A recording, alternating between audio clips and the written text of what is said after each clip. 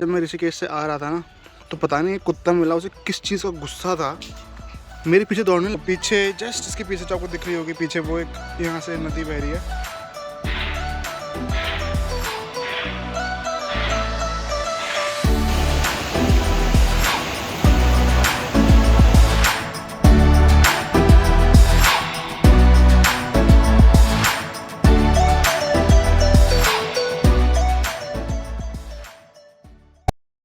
So hello guys, welcome back to the channel.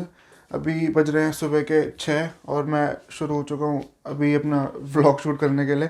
तो this proves how मेहनती I am. तो ये वाला व्लॉग होने वाला है मेरे ऋषिकेश ट्रिप के ऊपर। मैं ट्रस्ट में गाइस, मैं इंडिया में एकदम नॉर्थ मोस्ट पार्ट से लेकर साउथ मोस्ट पार्ट तक सारा कवर कर चुका हूँ, बट जो मेरे घर के बिल्कुल ही पास है ऋषिकेश, मैं यहाँ पे आज तक नहीं गया था। तो आज मैं इधर आया हूँ। तो यहाँ पे मैं एक स्टे पर रुका था। ये मैंने ऐसे रैंडमली गूगल से सर्च कर लिया था, तो इवेंचुअली ये बहुत बढ़िया भी निकला था। तो इसके बारे में मैं रिव्यूज़ शेयर कर रहा हूँ। और प्लस एक तो इस ब्लॉग का मोटिव ये है ही कि मुझे स्टे के बारे में बताना था, मेरा रिव्यू क्या क्या था इसमें।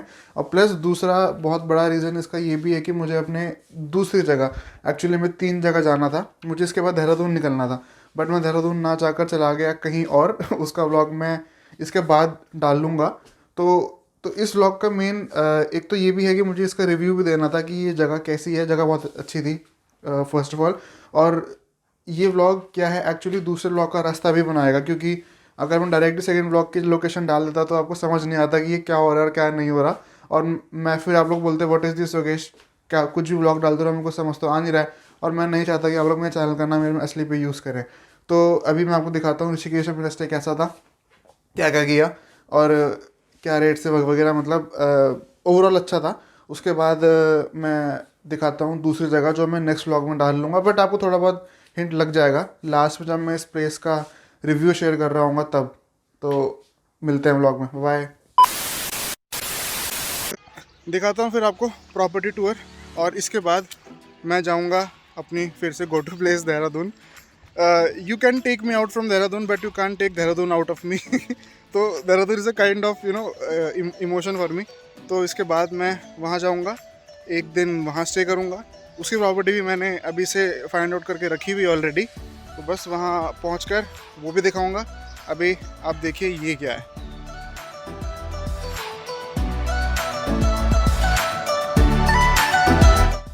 So this was the primary entrance of this campsite. It was almost 100 meters down from the main road.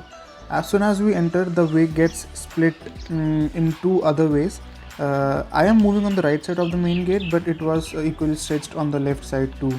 So the tents which you are seeing in the video are the Swiss tents. Basically the property has 3 type of tents in it. These are the Swiss tents, and these were if I'm not wrong, the cheapest of all. The lane I'm walking on currently will take us to the brook, which is the USP of this property. That brook is a part of River Ganges, so that I'll be covering on later in this video only.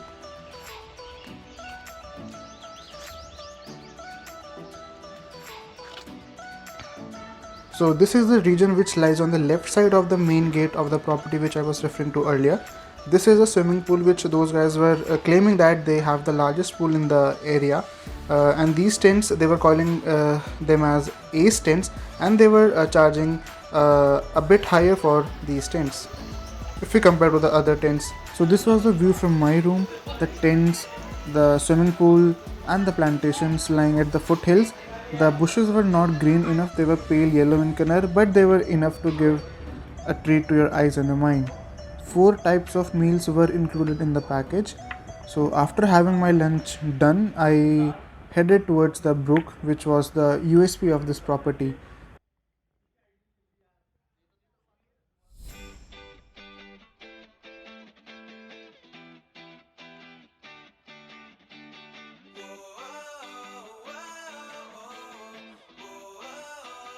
The property was large enough that I had to have a walk of 5 minutes to reach up to the brook.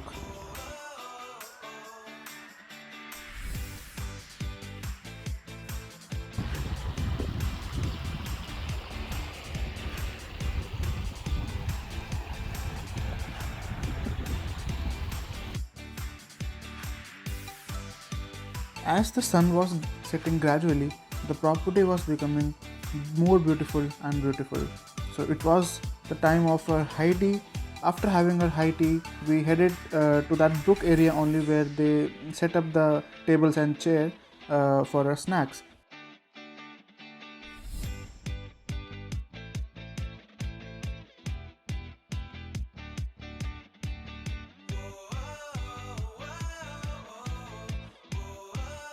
So this was the area where they had set up the snacks, and the one thing which I liked a lot was they had, you know, they planned the dedicated bonfire for each table.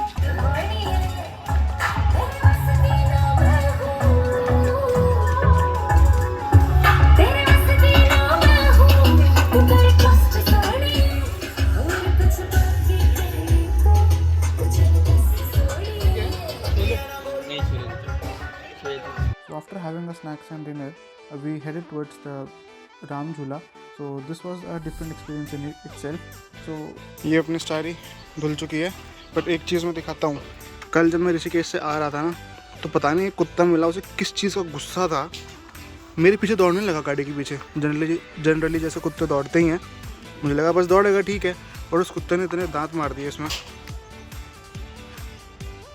उसके बाद हमने checkout किया, हम वापस निकले. रास्ते में ये rafting site milli.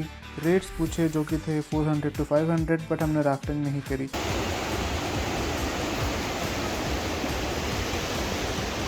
So guys, that was pretty much all about the Rishikesh trip. Now it's time for the trip details. इसके बाद मैं ऑफकोर्स देहरादून तो नहीं गया था, जहाँ पे गया था उसका व्लॉग मैं डालूंगा इस व्लॉग के बाद. Till then bye, take care, see you soon. Subscribe नहीं किया तो वो भी कर लेना. एट लास्ट मैं बैठा हूँ लेरॉय फ्लोटिंग हट्स में. अभी मैं यहाँ पर बैठकर रिलैक्स कर रहा हूँ. अभी मैं नहाऊंगा, थोड़ा बहुत काम करूँगा और उसके बाद रेस्ट करूँगा. शाम को यहाँ पर लाइव म्यूज़िक वगैरह भी होगा, तो उसको भी एनर्जी बचानी उसके लिए भी. अगर मैं बात करूँ अपने ऋषिकेश वाले स्टे की, तो उस रिज़ॉर्ट का नाम था कैंप ब्रुक कर. बहुत अच्छा रिज़ॉर्ट था. 3000 पर पर्सन के हिसाब से वहाँ पे आपको चेक इन होता है. हम लोग ज़्यादा थे तो हमें कुछ बार्गेन करने पर डिस्काउंट मिल गया था. Plus experience I would rate 9 on 10. वो उसमें आपको मील्स वगैरह आपको जो भी कुछ खाना है, ब्रेकफास्ट, लंच, डिनर, सब कुछ इंक्लूडेड है उस प्राइस के अंदर. और खाना भी होम स्टाइल था. और उसके बाद अगर आपको बीच में कुछ स्नैक्स चाहिए, मैगी वगैरह या कुछ कोल्ड कॉफ़ी वगैरह, कॉफ़ी मतलब XYZ चीज़ें, एन नंबर ऑफ़ चीज़ें आपको सब उस पैकेज के अंदर ही मिलती है. एक्स्ट्रा आपको चार्ज नहीं करते हैं. तो ये चीज़ मुझे बहुत अच्छी लगी उनकी.